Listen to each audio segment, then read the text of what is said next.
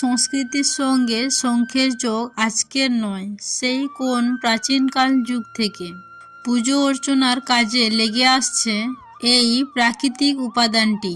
দুর্গাপুজোর অন্যতম অনুষঙ্গই হলো এই শঙ্খ। আপনারা নিশ্চয়ই জানেন, মহাভারত যুদ্ধের আগেও শ্রীকৃষ্ণ তার পাঞ্চজন্য শঙ্খ নির্মাণ করেছিলেন। এছাড়াও অর্জুন, যুধিষ্ঠির, ভীষ্ম, দ্রোণ প্রমুখ মহারথীও তাদের পৃথক পৃথক শঙ্খধ্বনি করেছে। পুরোহিতের মন্ত্র, ঢাকের আওয়াজ আর প্রতি সময়ে শঙ্খধ্বনি করা পূজা মণ্ডপের একটি অবিচ্ছিন্ন অংশ। প্রতিটা হিন্দু বাঙালি বাড়িতেই ঠাকুর ঘরে শঙ্খ থাকে। সকাল ও সন্ধ্যায় শঙ্খ বাজানো একটা রীতি, কিন্তু এই শঙ্খ বাজানোরও একটি নিয়ম রয়েছে। সব শুভ কাজে কিন্তু শঙ্খধ্বনি করার নিয়ম নেই। কিছু দেবদেবীর পূজা পদ্ধতিতে শঙ্খধ্বনি করা চলে না। এমনকি শাঁখ বাজালে তাকে অশুভ বলে বিবেচনা করা হয়। তাছাড়া শাস্ত্রে 3 বারের বেশি শঙ্খ বাজাও নিষেধ করা হয়েছে। আজ এই ভিডিওটিতে আমি এই সমস্ত বিষয় নিয়ে আলোচনা করব। আশা করছি এই ভিডিওটি থেকে আপনি অনেক নতুন তথ্য জানতে পারবেন, তাই শেষ পর্যন্ত ভিডিওটি উপভোগ করুন। নমস্কার দর্শক বন্ধুরা, আমার এই ভিডিওটিতে জানাই আপনাদের অনেক অনেক স্বাগত। শাস্ত্রে বলা হয়েছে বাড়িতে 3 বার শঙ্খ বাজানো উচিত। এর কারণ 3 বার শঙ্খ বাজালে ব্রহ্মা, বিষ্ণু ও মহেশ্বর এই 3 দেবতার সাথে সমস্ত দেবদেবীরা আমন্ত্রিত হন। কিন্তু প্রশ্ন হলো, 3 বারের বেশি শঙ্খ বাজানো উচিত নয় কেন? বন্ধুরা, আমরা সমুদ্র মন্থনের কথা সবাই জানি। এই সমুদ্র মন্থনের সময় রাক্ষসেরা 4 বার শঙ্খধ্বনি করে বলি অসুরকে নিমন্ত্রণ পাঠিয়ে জাগ্রত করেছিল। তাই বলা হয় 3 বারের বেশি শঙ্খ বাজালে সৃষ্টি, স্থিতি ও বিনাশের দেবতা ব্রহ্মা, বিষ্ণু ও মহেশ্বরের পাশাপাশি আসৈক শক্তিও নিমন্ত্রণ পেয়ে গৃহে প্রবেশ করে। দেবতাদের পাশাপাশি অসুরকেও নিমন্ত্রণের ফলস্বরূপ আপনার ও আপনার পরিবারের উপর নেমে আসতে পারে এই সকল দেবতাদের ভয়ঙ্কর অভিশাপ। মা লক্ষ্মী দেবী রুষ্টও হতে পারেন, যার ফলে পরিবারের সদস্যদের অসুস্থতা, সম্মানহানি, সম্পত্তি নষ্ট, চুরি ও দাম্পত্য জীবনের উপর অশুভ প্রভাব পড়ে। শঙ্খ কতবার বাজানো উচিত, এই কথাটি তো আমরা শুনবই। তবে শাঁখ কেন পবিত্র, এই কথাটি আগে জেনে নেওয়া যাক। শঙ্খ কিন্তু ঈশ্বরের মতোই পবিত্র। পুজোর বেদিতে নারায়ণের আসনে ঠিক পাশেই শঙ্খ রাখা হয়।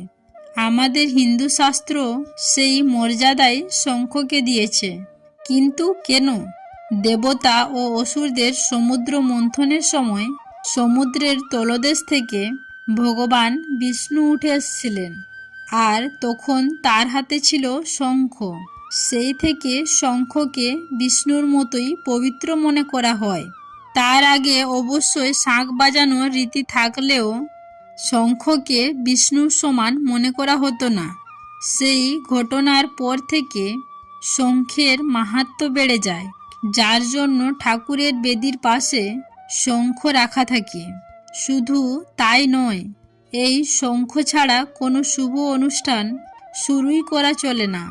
শাঁখ বা শঙ্খম, এই শব্দ দুটির মধ্যে সংস্কৃত শব্দ রয়েছে সাম এবং খাম। এর অর্থ হল যা পবিত্র ও শুদ্ধ জল ধারণ করে। তবে যে শঙ্খ এত পবিত্র, সে আবার বিনাশেরও কারণ হতে পারে। আপনি কতবার শঙ্খ বাজাচ্ছেন তার উপরই নির্ভর করে আপনি মনে মনে কি চাইছেন, মঙ্গল নাকি অমঙ্গল।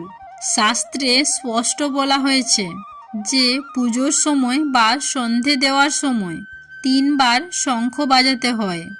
3 বার শঙ্খে ফু দিলেই সব দিক থেকে মঙ্গল। কিন্তু অনেকে না জেনেই 3বারের বেশি বাজিয়ে ফেলে। মনে রাখবেন, কোনো গৃহস্থ বাড়িতে 3বারের বেশি শাঁখ বাজানো উচিত নয়। তার কারণ জানতে হলে আমাদেরকে আবার সমুদ্র মন্থনের ঘটনায় ফিরে যেতে হবে। দেবতা ও অসুররা মিলে যখন সমুদ্র মন্থন শুরু করেছিলেন, তার আগে তারা শাঁখ বাজিয়েছিলেন, কিন্তু 3বার নয়, বরং 4বার শঙ্খ বেজেছিল। 3বার শঙ্খ বাজানোর সাথে সাথে ব্রহ্মা, বিষ্ণু ও মহেশ্বর এই প্রধান দেবদেরকে আমন্ত্রণ পাঠানো হয়। আর 4র্থবার শঙ্খ বাজিয়ে অসুর ও দানবদের আমন্ত্রণ পাঠানো হয়। বিশেষ করে পাতাল থেকে উঠে এসেছিলেন বলি রাজা। সেই থেকে মনে করা হয় 3বারের বেশি শাঁখ বাজালে অশুভ শক্তি অজান্তেই নিজের গৃহে প্রবেশ করে। আরও একটি বিষয় হলো, শঙ্খ কিন্তু সকালে বাজাতে নেই, শুধুমাত্র সন্ধ্যাকালীন সময়েই শঙ্খ বাজানোর নিয়ম রয়েছে। তবে সকালে কোনো বিশেষ দেবতার মূর্তি বা বিগ্রহ পুজো করলে শঙ্খ বাজানোতে কোনো বাধা নেই। এর কারণ হলো মহাভারত যুদ্ধ, যেখানে সকালে শঙ্খ বাজিয়ে যুদ্ধ শুরু করা হতো এবং সন্ধ্যায় শঙ্খ বাজিয়ে যুদ্ধ আবার শেষ করা হতো। তাই সকালের শঙ্খধ্বনিকে খুব একটা পবিত্র মনে করা হয় না। এইসব ছাড়াও শঙ্খধ্বনির পিছনে রয়েছে বৈজ্ঞানিক কারণ। শঙ্খের শব্দে একটি বিশেষ তরঙ্গ সৃষ্টি হয়, যে তরঙ্গ যতদূর পর্যন্ত যায় ততদূর পর্যন্ত বিভিন্ন ক্ষতিকর জীবাণুর মৃত্যু ঘটে।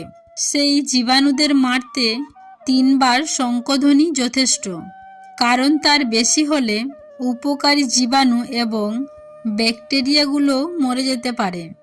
আমরা জানি যে ক্ষতিকর জীবাণুদের জন্ম হয় সূর্যাস্তের পর, তাই তাদেরকে মারার জন্য সন্ধ্যার সময় শঙ্খধ্বনি বেশি কার্যকরী। কিন্তু কিছু দেবদেবী রয়েছেন যাদের পুজো পদ্ধতিতে শঙ্খ বাজানো নিষিদ্ধ। হিন্দু ধর্মে প্রতিটি দেবদেবীর পূজাতেই শঙ্খ ব্যবহার করা হয়। ভগবান বিষ্ণু ও মাতা লক্ষ্মীর অত্যন্ত প্রিয় হলো এই শঙ্খ। শঙ্খধ্বনি ছাড়া তাদের পুজো সম্পন্নই হয় না। এমনকি বিষ্ণু পুরাণে বলা হয়েছে, শঙ্খ দিয়ে জল অর্পণ করলে ভগবান বিষ্ণু অত্যন্ত সন্তুষ্ট হন। কিন্তু এমন দুজন দেবতা রয়েছেন যাদের আরাধনায় শঙ্খের ব্যবহার যে বর্জিত, শুধু তাই নয়, শঙ্খ ধোয়া জল যদি তাদের মূর্তিতে পড়ে তাকেও ঘোর অমঙ্গল বলে মনে করা হয়। প্রথমজন হলেন দেবাদিদেব মহাদেব। এর পিছনে রয়েছে প্রচলিত একটি পৌরাণিক কাহিনী। শ্রী রাধিকা একবার সুদামার উপর রুষ্ট হয়ে দানব রূপে জন্মগ্রহণ করার অভিশাপ দিয়ে বসেন।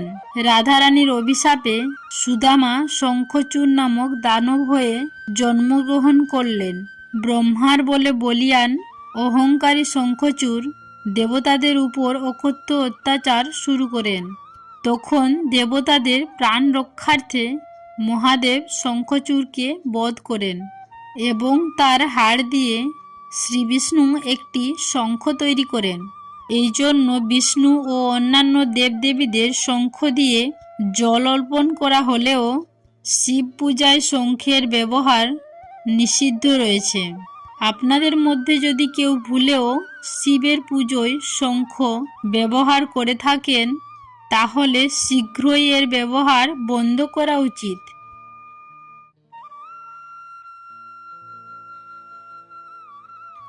আরও একজন রয়েছে যার পূজায় শঙ্খ নিষিদ্ধ।